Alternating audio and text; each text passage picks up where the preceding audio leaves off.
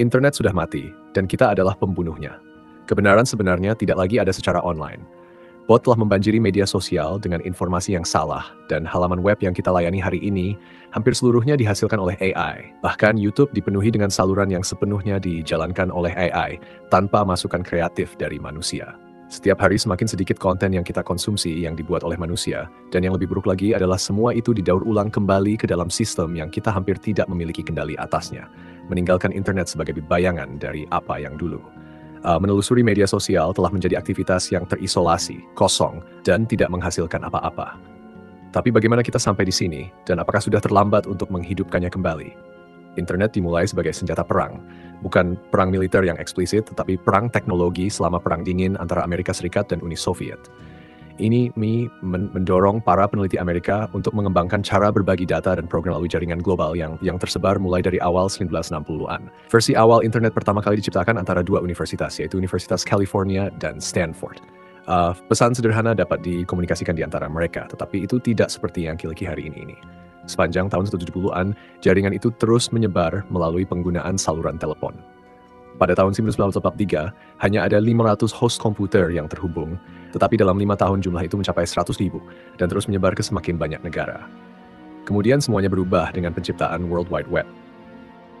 World Wide Web adalah konsep sederhana, itu adalah jaringan dokumen hypertext yang diakses dengan program yang disebut browser. Pada pertengahan 1990-an, itu telah beralih dari ilmuwan dan pemerintah ke ranah konsumsi publik. Kelahiran internet dirayakan sebagai kekuatan revolusioner dengan transfer informasi yang bebas dan demokratisasi informasi. Kekuasaan dapat dikembalikan ke tangan rakyat, batasan, regulasi, dan nasionalisme akan dilampaui, menciptakan era baru masyarakat. Anda tidak lagi memerlukan media atau platform politik untuk menyampaikan pandangan Anda. Setiap orang bisa menjadi penerbit mereka sendiri, sesuatu yang tidak mungkin dilakukan sebelumnya. Namun ada satu masalah, keserakahan. Seiring berjalannya waktu, internet mengikuti jalur yang sudah dikenal, sama seperti inovasi teknologi penting lainnya sebelumnya dan akan terus melakukannya.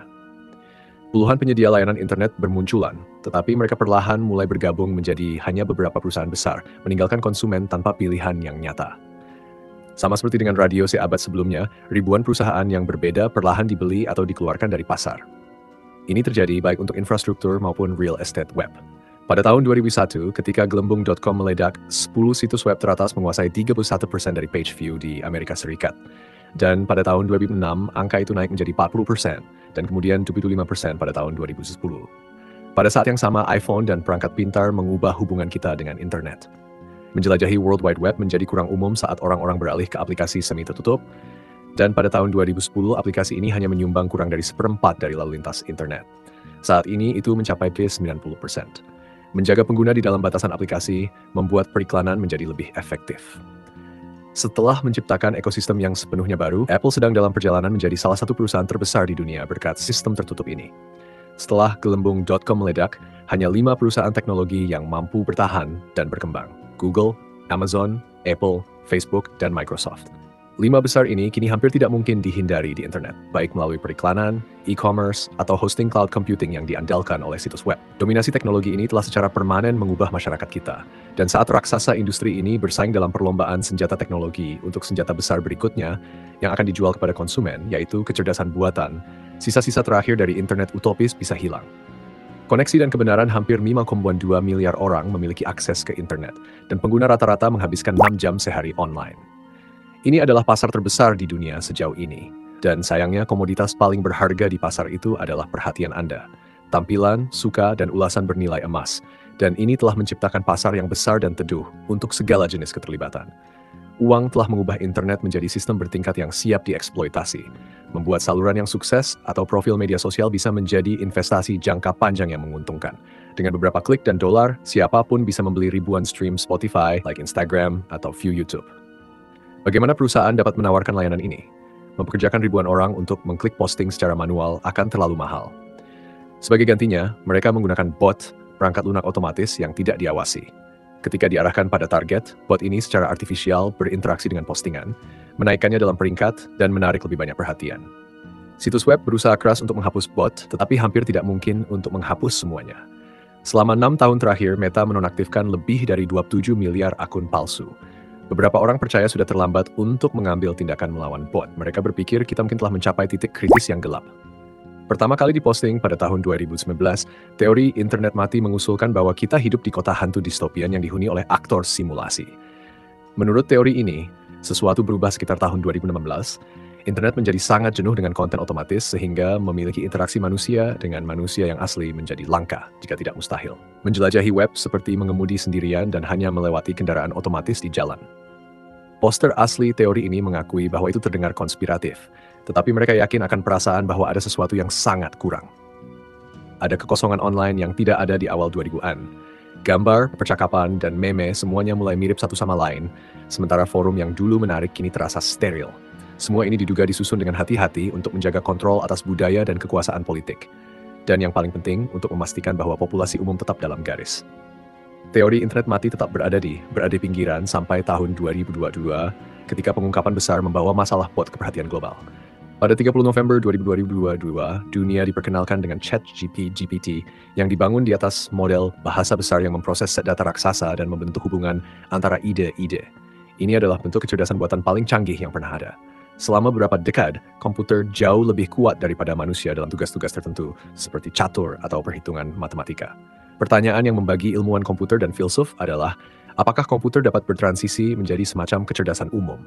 Matematikawan Alan Turing mengajukan pertanyaan ini pada tahun 1950. Dia mengembangkan tes Turing sebagai cara untuk menentukan apakah mesin berpikir. Tes ini sederhana. Agar komputer lulus, komputer itu harus menipu manusia agar berpikir mereka berbicara dengan manusia lain.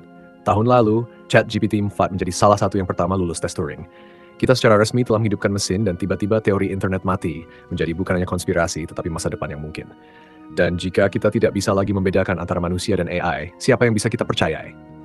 Pertimbangkan ini. 45,6% dari semua lalu lintas internet pada tahun 2023 berasal dari bot. Yang lebih menakutkan adalah bahwa situasinya kemungkinan besar akan menjadi lebih buruk sekarang karena mesin pencari mulai mengintegrasikan teknologi AI seperti ChatGPT ke dalam layanan mereka. Kelemahan-kelemahan tersebut semakin jelas. Raksasa teknologi bergegas membawa produk ke pasar untuk bersaing satu sama lain untuk supremasi. Dalam prosesnya, ada beberapa hasil yang buruk. Masuknya Google ke dunia AI, Gemini memberitahu pengguna bahwa batu adalah sumber vitamin, astronot yang mendarat di bulan menemui kucing, dan ransel sama efektifnya dengan parasut saat melompat dari pesawat.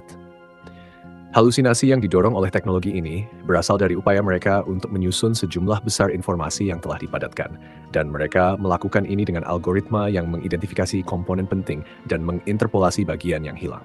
Apapun yang kreatif biasanya dihasilkan dengan menggunakan komposisi atau versi yang diubah dari karya yang sudah dibuat oleh manusia.